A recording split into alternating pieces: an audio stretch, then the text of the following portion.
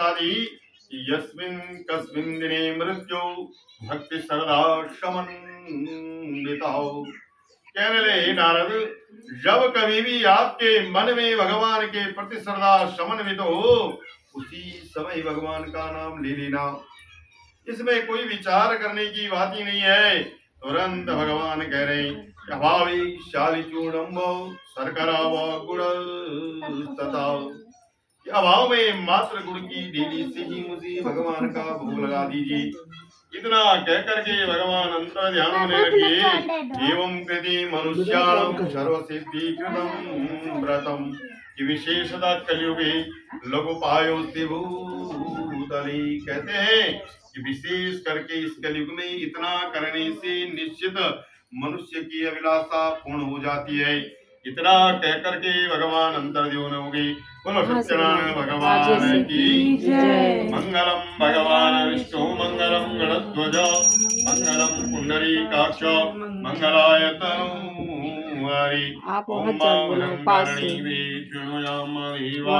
भद्रम पश्चिम शौर्यजयद्रातिरंगे तुष्टुवा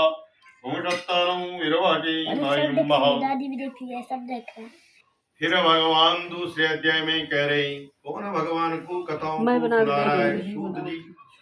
सूत जी महाराज कौन है? वेद व्यास जी के जो परम शिष्य हैं, किसको सुना रहे हैं? उन शौनकादि ऋषियों को सुना रहे हैं। शौनकादि कहते हैं कई हजार ऋषियों का जो समूह है, वो बारंबार क्या है, भगवान सूत जी से प्रश्न कर रहे हैं, पूछ रहे हैं, यदन्यदशम प्रवक्ष्यामि कृतं येन पुरा द्विजौ। हे द्विजो, अब मैं पूर्व काल की कई कथाओं का वर्णन आप लोगों को सुनाता हूँ कि प्राचीन काल में एक सुंदर रमणीय काशीपुर नाम की नगरी थी। एक अत्यंत निर्धन ब्राह्मण वहां निवास किया करते थे। भूख प्यास से व्याकुल नित्य पृथ्वी घुमा फिरा करते थे। ब्राह्मणों को जाने वाले भगवान विष्णु ने जब उन्हें देखा, स्वयं एक वृद्ध ब्राह्मण का रूप धारण किया और उनके नजदीक जाकर के बड़े विनय पूर्वक पूछ रहे हैं कि हे विप्रवर, हे भूदेवता, आप क्यों नित्य पृथ्वी घुमा फिरा करते हो? इसका कारण मुझे बतलाए।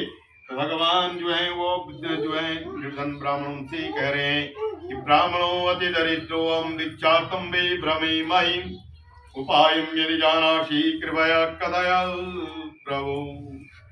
मैं एक अत्यंत दरिद्र ब्राह्मण हूँ और भिक्षाटन के लिए नित्य पृथ्वी घुमा फिरा करता हूँ।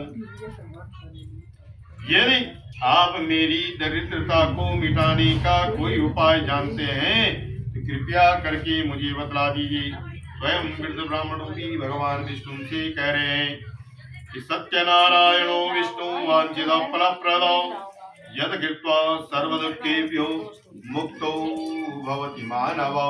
हे विप्रवर, हे वो देवता, यदि स्वर्ग अथवा मृत्यु लोक में कोई भगवान नारायण का व्रत करेगा, निश्चित मानव जीवन से उसे मुक्ति मिल जाएगी।